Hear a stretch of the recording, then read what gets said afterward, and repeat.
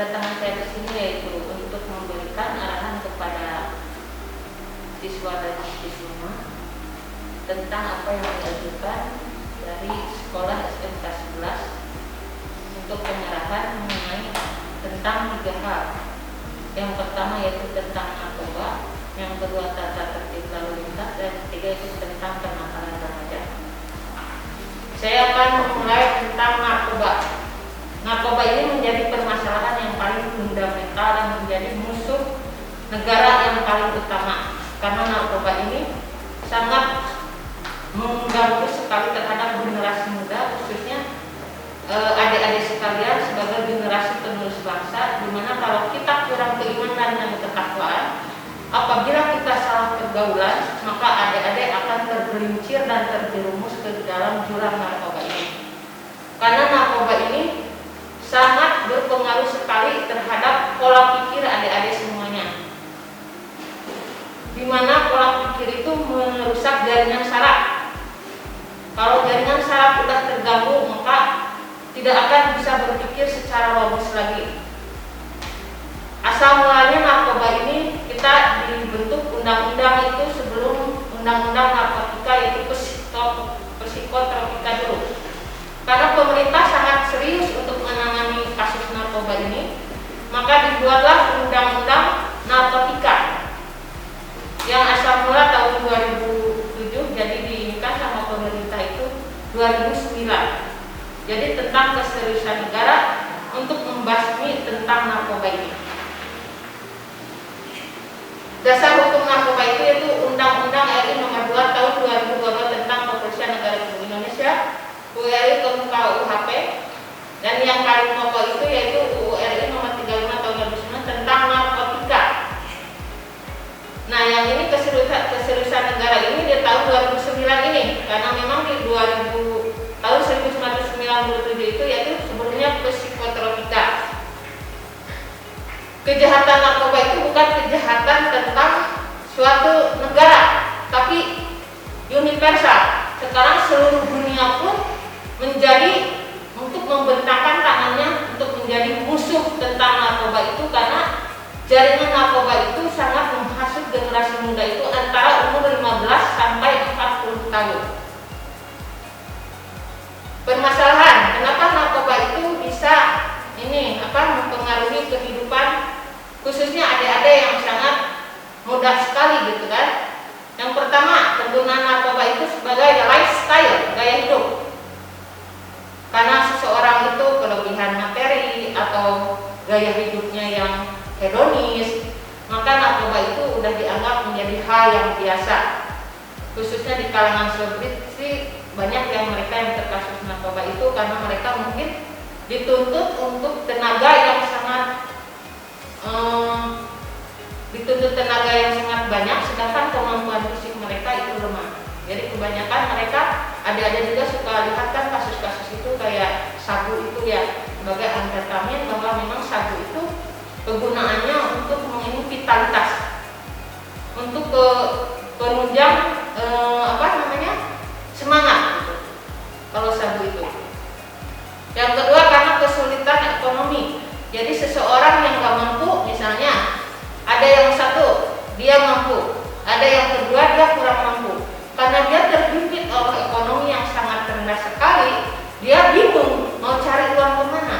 Makanya dia bisa dijadikan mata pencaharian, yaitu sebagai yang menjual, bahwa ini diperjualbelikan narkoba ini, atau dia juga udah kecanduan dengan narkoba itu, maka dia mau tidak mau, karena kesulitan ekonomi ini, narkoba dijadikan mata pencaharian buat dia. Saya harap adik-adik semuanya jangan sampai tergelincir ke dalam jurang narkoba, karena itu akan membahayakan adik-adik baik sekarang maupun untuk masa ke depan. Yang kedua, disparasi harga yang menggiurkan. Sekarang kalau dilihat-lihat bahwa narkoba itu harganya memang benar-benar fantastis. Dari satu linting misalnya ganja berapa harganya, sabu berapa harganya, itu kalau dibuat untuk mata pencaharian mereka, itu di luar dari bayangan masyarakat yang secara umumnya ekonomi rendah. Kalau tahu harga itu tergiur. Tidak seimbang itu mungkin antara pendapatan dan pengeluaran mereka. Berkembang narkoba jenis baru. Sebenarnya narkoba itu kan awal mulanya itu bukan untuk menghalusinasikan, tapi sebenarnya untuk medis. Jadi orang-orang yang terkena penyakit parah, apapun itu sebenarnya diberi dosis oleh dokter itu menggunakan narkoba. Jadi bukan untuk penyalahgunaannya. Yang kena mungkin bahaya, masyarakat itu belum tahu bahaya narkoba itu apa. Yang tahunya itu bahwa bisa play, bisa happy, bisa enjoy. Ternyata kan kedepannya narkoba itu sangat membahayakan. Yang ketujuh, peredaran gelap narkoba bukan hanya menyasar orang dewasa dan remaja, melainkan juga anak-anak. Seperti sekarang kan ada yang narkoba itu disisipkan ke dalam permen. Mungkin anak-anak tidak tahunya bahwa yang warna-warni itu permen. Ternyata di situ kadang-kadang yang pemain narkoba itu menyisipkan berbagai jenis di situ supaya anak kecil itu mereka terbius oleh narkoba tersebut. Seperti halnya yang kemarin baru kejadian tertangkap bahwa narkoba itu dikemas dalam bolu berbentuk brownies. Jadi sekarang berbagai mana cara pun bahwa mereka dalam pengembaraan peredaran narkoba itu dengan berbagai cara, dengan disisipkan ke makanan, dengan dibuat makanan, berbagai macam. Yang kedelapan, minimnya fasilitas layanan rehabilitasi pecandu narkoba. Nah, untuk rehabilitasi itu yaitu terdapat dalam Undang-Undang Nomor 54 2009 bahwa memang yang terkena narkoba itu wajib untuk direhabilitasi. Penegakan hukum yang belum mampu memberikan efek jerak, karena memang sekarang kan bukan ini hukum rimba kayaknya, siapa yang kuat dia yang menang. Jadi kadang-kadang kita polisi sudah mengajukan, ya mereka mungkin ada permainan apapun, ya belum ada efek jerak bagi mereka, karena di penjara itu kadang-kadang ada transaksi juga, yang seperti ada lihat di televisi media massa bahwa memang ada oknum yang membantu untuk menjualbelikan barang-barang haram tersebut di dalam penjara. Variasi jenis narkoba yang terus berkembang, karena memang dari awal narkoba ini jenisnya begini, kokain, sabu, sekarang kan udah mendapat berbagai macam jenisnya. Lapas yang berubah menjadi pusat kendali narkoba, yang seperti saya jelaskan tadi bahwa memang di lapas juga tidak menjamin bahwa itu dijadikan sebagai pusat pengendali karena bandar-bandarnya ada di situ. Sistem pengawasan yang belum optimal itu karena si petugasnya itu ada yang masih oknum yang bisa disogok atau lain-lainnya. Indikasi peningkatnya peredaran narkoba, pemakai yang berkreatif, pengusaha, pejabat yang seperti saya sampaikan tadi, daerah penyebaran meluas. Sekarang jangankan di kota, di desa pun sudah banyak. Meningkatnya peran industri, transit pasar modern, eksportir yang dari luar negeri. Kebanyakan kan pelaku-pelaku itu dari luar negeri, karena memang tahu mungkin untuk peredaran di Indonesia itu cukup menggiurkan dan banyak peminatnya. Penyakit semakin berbahaya, HIV, karena memang itu ditularkan dari alat-alat suntik narkoba tersebut. Jenis kualitas narkoba semakin meningkat, yang seperti saya jelaskan tadi, sindikat semakin kuat, karena memang seluruh ini saling mendukung mereka. Dampak negatif meluas, kriminalitas, teror, sensitif, ilegal. Akibatnya kualitas SDM merosot. Ya seperti adik-adik nanti ini bahwa memang kalau udah syaratnya terganggu, siapa yang mau berpikir logis? Kriminalitas meningkat, seperti mereka udah kecanduan. Bagaimanapun caranya mereka memenuhi kebutuhan untuk sakau mereka. Jadi mereka bisa berbuat apapun, kejahatan apapun mereka pasti lakukan. Kamtipmas terganggu, seperti halnya misalnya orang yang mabuk-mabukan. Di masyarakat mereka pasti disebut dengan, kalau dulu saya sekolah itu hilang putih, jadi mengganggu ketertiban masyarakat. Jadi mereka bisa membuat keributan. Kerawanan seks tersebut itu juga mungkin karena keagamaan mereka atau kemana dia mengganggu untuk pertahanan diri mereka sendiri. Begitu juga dengan lingkungan sekitarnya.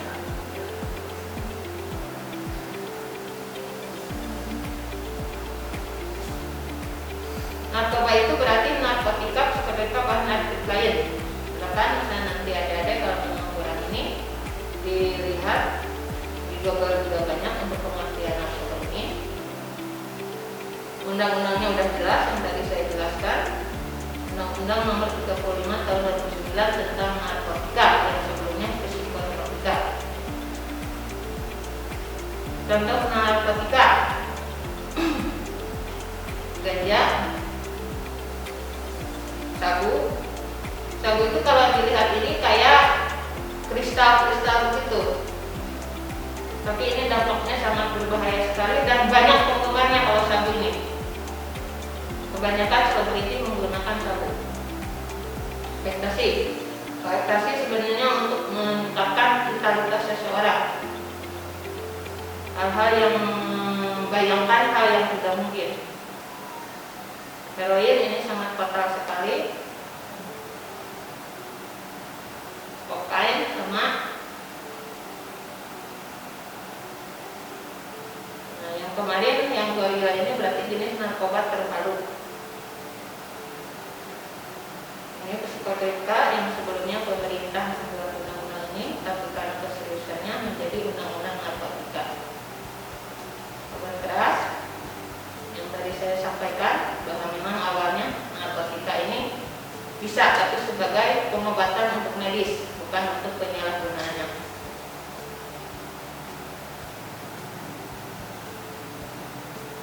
Nah, untuk penggunaan narkotika secara fisik mungkin berat badan menurun, kelihatan pertama mungkin dari kadang-kadang ini menurut itu. Sanksi hukum. Sanksi hukumnya ini kan yang tadi saya sampaikan bahwa memang harus ada rehabilitasi, partisipasi masyarakat, menanam, memelihara, menyimpan, itu termasuk undang-undang itu dan tadi juga sudah terlihat. Ya.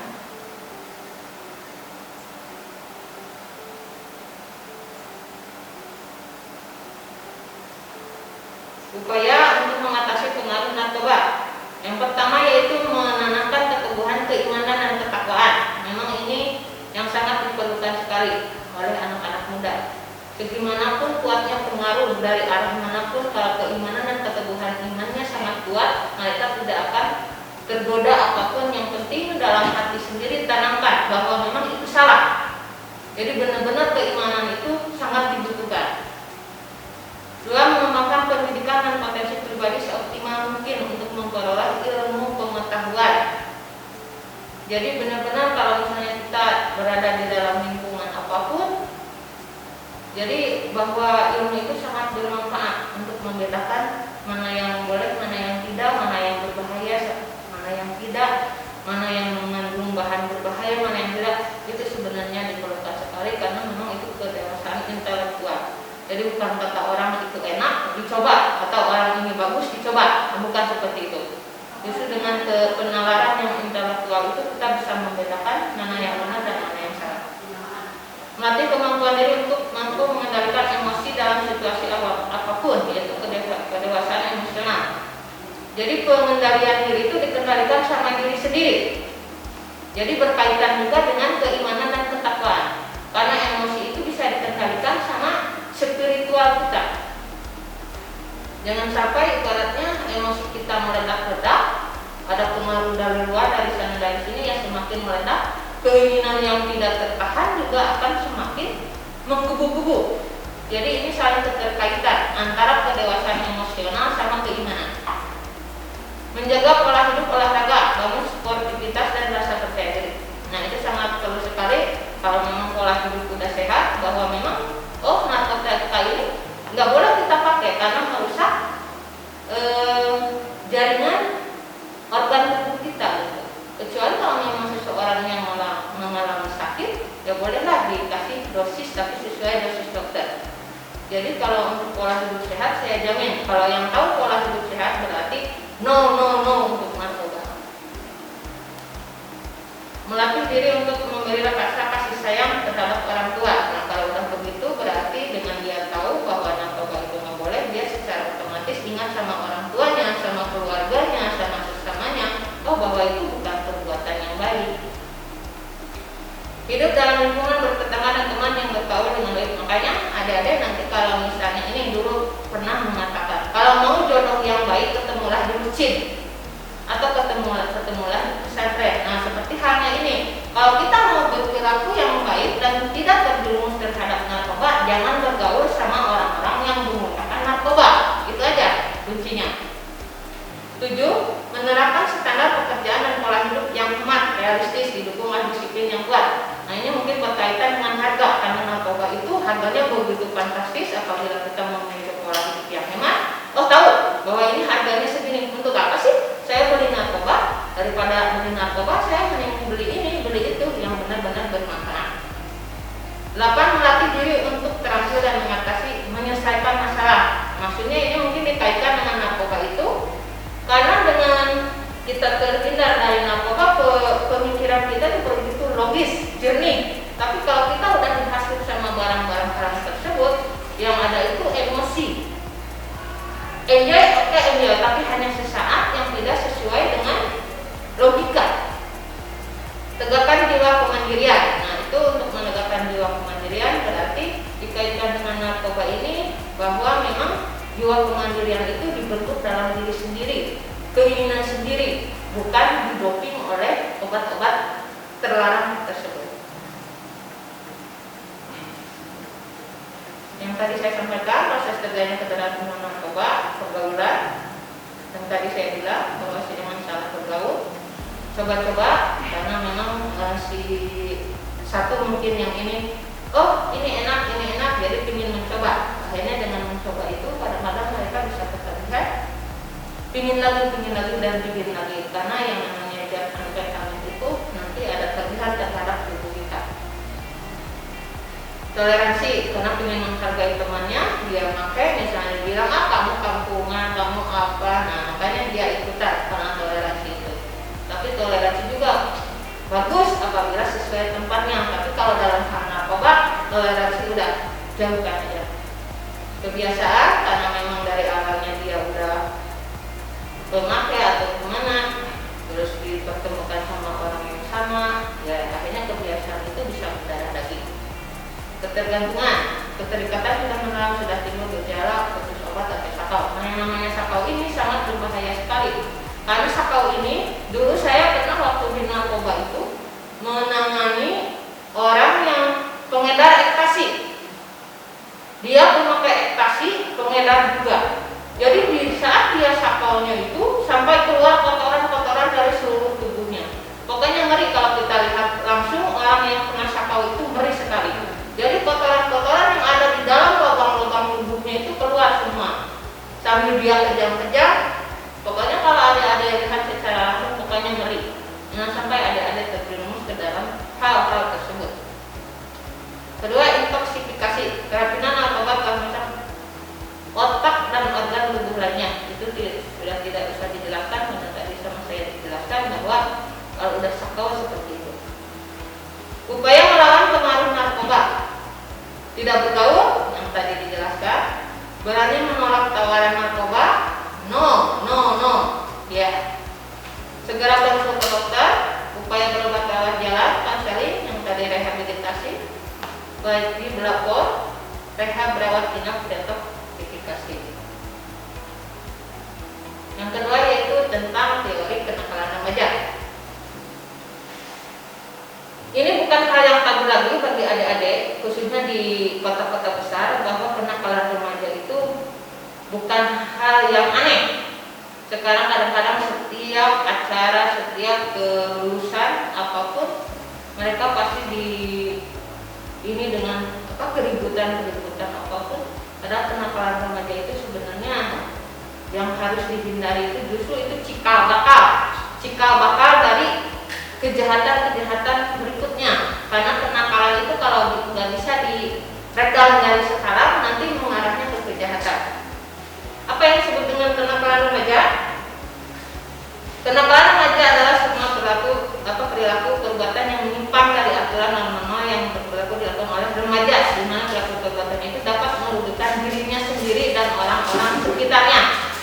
Berarti kebanyakan kenakalan remaja ini yang dilakukan pada anak usia 13 tahun sampai 18 tahun. Berarti SMP ya,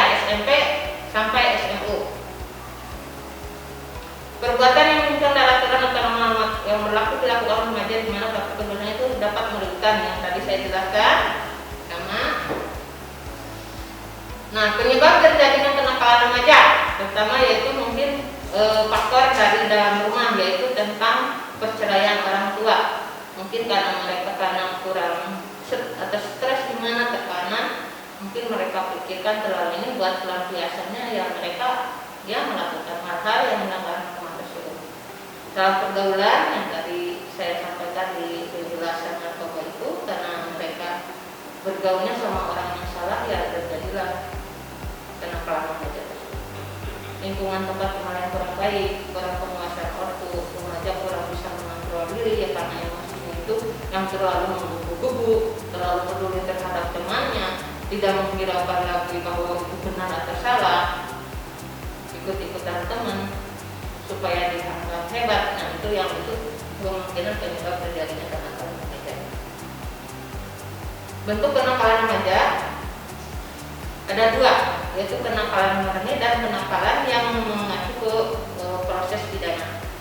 Seperti bolos sekolah, menyontek, tidak buat bayar, sering melawan waktu, pura-pura pinjam sekolah, ganggu teman. Itu sebenarnya kenakalan remaja di tingkat sekolah.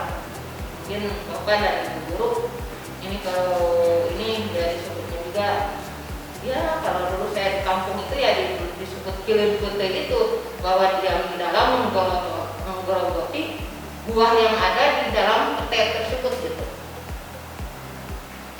Nah, kenakalan yang remaja yang mengarah pada kejahatan. Nah, seperti sekarang itu terjadi di kota-kota besar yaitu tawuran. Kemarin juga di Konsepsi Channel ada ya Pak Imo? Siapa? Yang perkelahian antar kampung ya. Ya. Itu sebenarnya mereka bukan remaja lagi, tapi mungkin cikal bakalnya dari tawuran ini. Kalau yang dulunya dia kayaknya suka tawuran, sekarang karena hobinya tawuran dibuatlah dia provokator untuk perkelahian antar kampung itu. Jadi memang harus dihilangkan sedini mungkin. Tradisi kekerasan, mencuri dan lain-lain, karena ini sudah mengacu ke kriminalitas yang awalnya ibaratnya lucu-lucu imut, kalau udah mengarah kejahatan nggak ada yang lucu-lucu imut, nggak namanya polisi yang salah kita tangkap, walaupun itu di bawah umur. Dampak negatif jika terlibat dalam kenakalan remaja. Kenakalan murni yang tadi dijelaskan di gambar, kenakalan yang mengarah ke kejahatan, berarti kriminalitas berhubungannya dengan polisi di mana ada hukuman dan tindak pidananya. Berurusan dengan hukum. Nah, ini oleh karena itu pelajar yang baik adalah yang berani mengatakan no drug daripada harus berurusan dengan hukum atau menggunakan syarat dan nyata. Yang meyakini bahwa narkoba jangan coba-coba. Dunia indah tanpa narkoba. Nah, ini yang seks bebas. Kebanyakan seks bebas ini dilakukan oleh ya kita bukan ini lagi bahwa pelajar sekarang itu kayaknya sudah biasa untuk seks bebas itu, karena mungkin mereka yang dicampuri dengan narkoba tersebut, karena ada beberapa bahan amfetamin yang merangsang mereka untuk melakukan hubungan seks itu. Faktor utama ya mereka kurang iman dan takwa. Apa itu seks bebas? Apa? No drug daripada harus berurusan dengan hukum atau menggunakan syarat dan nyata. Yang meyakini bahwa narkoba jangan coba-coba. Dunia indah tanpa narkoba. Nah, ini yang seks bebas. Kebanyakan seks bebas ini dilakukan oleh ya kita bukan ini lagi bahwa pelajar sekarang itu kayaknya sudah biasa untuk seks bebas itu, karena mungkin mereka yang dicampuri dengan narkoba tersebut, karena ada beberapa bahan amfetamin yang merangsang mereka untuk melakukan hubungan seks itu. Faktor utama ya mereka kurang iman dan takwa. Apa itu seks bebas?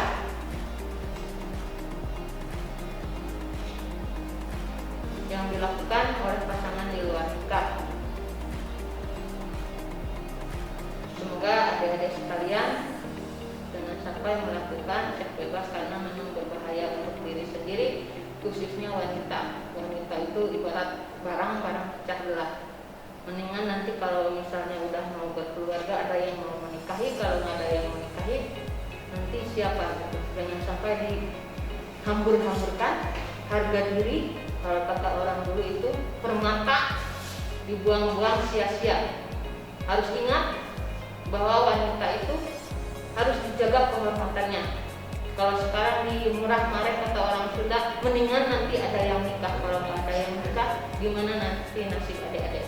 Gitu aja pesan saya. Faktor-faktor penyebab perilaku seks bebas, ya, perubahan hormon, motivasi karena rasa cinta. Mungkin di dunia ini hanya ada kau dan aku, yang lain mengkerak, jangan sampai. Faktor lingkungan, kalau seks bebas, ada juga yang berat, kebanyakan mungkin di film atau kis-kisan, jadi udah dianggap biasa, dia hanya mencontek, hanya apa, tapi sebenarnya itu untuk orang Indonesia tabu. Kurangnya dasar-dasar keimanan dalam diri, orang tua yang tidak peduli dengan perilaku anaknya. Jadi ini pengawasan orang tua sangat perlu sekali, apalagi di rumah harus diajarkan tentang norma-norma kesusilaan, agama yang kuat bahwa memang seks bebas itu dilarang dalam agama. Apabila terjadi juga sangat merugikan diri sendiri, begitu juga dengan kehormatan keluarga. Jenis-jenis perilaku seks bebas, perasaan tertarik, ya. Awalnya mungkin tertarik dulu, begitu berkencan, sudah berkencan bertumbuh, lalu bersenggang. Yang disebut dengan seks bebas ini mungkin awalnya dari mata turun ke hati. Semoga adik-adik sekalian bisa menjaga dirinya sendiri, hawa nafsu bisa dikendalikan. Makanya jangan berdua di ruangan, karena yang bertiganya setan. Jadi kalau mau berdua itu ajak temannya satu, biar setannya itu temannya. Akibat seks bebas, kehamilan di luar nikah. Nah, ini aborsi. Banyak yang menggugurkan kandungan karena masyarakat udah tahu bahwa dia belum nikah tapi udah mengandung. Malu gitu sebenarnya kan, tapi karena perbuatan mereka yang benar-benar ini setan, enak hanya sesaat, tapi akibatnya itu seumur hidup. Menularnya berbagai penyakit seks, sifilis, pernikahan dini, perceraian, itu lajang, penyakit psikologi, dosa besar karena berzina. Nah, itu akibatnya. Tindakan pengendalian diri supaya remaja tidak terjerumus. Yang satu yaitu remaja perlu mengetahui akibat buruk dari perbuatan seks bebas itu. Yang tadi saya jelaskan, merusak diri sendiri, merusak keluarga, harga diri dia dan kehormatan keluarga dia udah hancur semua. Kecuali yang punya tebal muka, mungkin dia gak ada malunya. Pengamalan pendirian agama yang tadi sama saya bilang perlu sekali. Diri yang kuat, siapapun yang menggoda tidak akan tergoda, tidak melanggar norma agama, ya, karena agama udah kuat berarti tidak akan melanggar. Hubungan suaminya harus sesuai dengan norma agama susila. Jadi kalau untuk punya pacar ya jangan terlalu dalam, karena masa depan itu bukan hanya pacaran.